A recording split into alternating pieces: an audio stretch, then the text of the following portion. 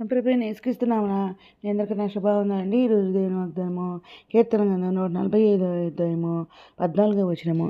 యెహోవా పడిపోవు వారందరినీ ఉద్ధరించువాడు, కుంగిపోయిన వారందరినీ లేవనెత్తువాడు అనే వాగ్దానం చూడండి. పరిశుద్ధాత్మ అర్ధరాత్రి లేసి ప్రార్థన చేసి స్తుతులు చెల్లించి మళ్ళీ ప్రార్థన చేసి దేవుని అన్నప్పుడు దేవుడి వాగ్దానం ఇచ్చాడు. వెంటనే షాడస్ ప్రశ్న చూడండి. అక్కడ నేను దినం కూడా ఉదయకాలం సాయంత్రకాలం అర్ధరాత్రి ప్రార్థన చేస్తాను, స్తుతియాగం చేస్తున్నాను.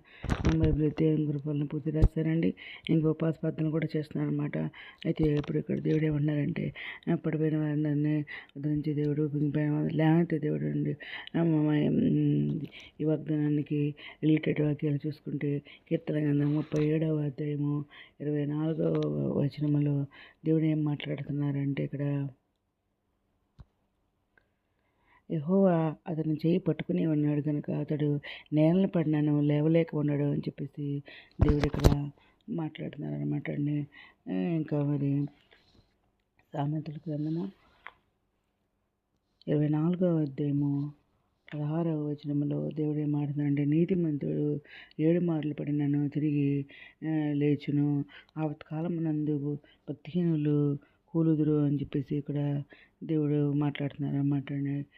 ఇంకా కీర్తన గ్రంథము 94వ అధ్యాయంలో ఇంకా 18వ వచనంలో దేవుడు ఏం మాట్లాడుతున్నారంటే, ఇక్కడ నా కాలు జారినని నేను అనుకొనగా యెహోవా నీ కృప నన్ను బలపరుచున్నదని చెప్పేసి ఇక్కడ కీర్తనకారుడు మాట్లాడుతున్నారు అనమాట అండి.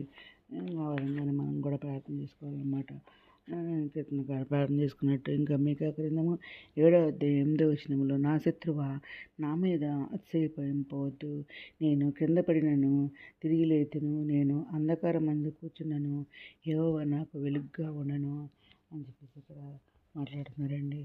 ఇంకా 2 కొరింథీ రాసిన పత్రిక 4వ అధ్యాయం 9వ వచనంలో, త్రోంబడుచున్నాను, దిక్కులేని వారం కాము, పడద్రోయపడినను నశించే వారం కాము అని చెప్పేసి ఇక్కడ మాట్లాడుతున్నారు.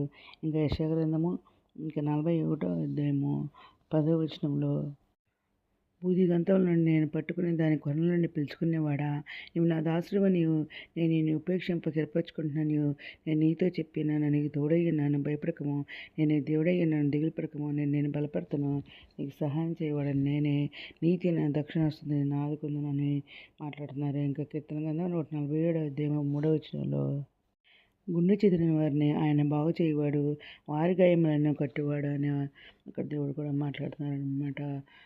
ఇంకా దేవుడు మరి ఇంత మంచి వాగ్దానం ఇచ్చిన దేవునికి కృతజ్ఞతలు చెల్లించుకుంటూ ఇంకా దేని యెహోవా అందరం ఉద్ధరించేవాడు, కుంగిపోయిన లేవనెత్తేవాడు అనే వాగ్దానం ఇచ్చిన దేవునికి కృతజ్ఞతలు చెల్లించుకుంటూ ఈరోజు మనము ప్రార్థన చేసుకున్నాము. మహోన్నత సశక్తిమంతుడ ఘనమైన కైలాస స్తుతిస్తోత్రుతండి. మమ్మల్ని ఇచ్చి మాకు ఆశీర్వదించండి, మా సరిహద్దులను విశాలపరచండి, నీ చేయి మాకు తోడుగా ఉంచండి, మా కీడు రాకుండా దానిలో మమ్మల్ని తప్పించండి. ఇతరులు ఆనయ్యారు, మీరు ఇష్టమైన మీద సిద్ధపడ్డ ప్రోత్సహం ఎత్తపడుగులు ఉన్న భాగం దయచేయమని మా ప్రభు యేసుక్రీస్తు పరిశుద్ధమైన నామమున అడిగి వేడుకుంటూ ప్రార్థిస్తాం తండ్రి. ఆమేన్. మీ అందరి ప్రార్థనలో మా కుటుంబం నుంచి కూడా పరిచయం మనం చేసుకోండి. ప్రభు సేవలో మీ సహోదరి. God bless you.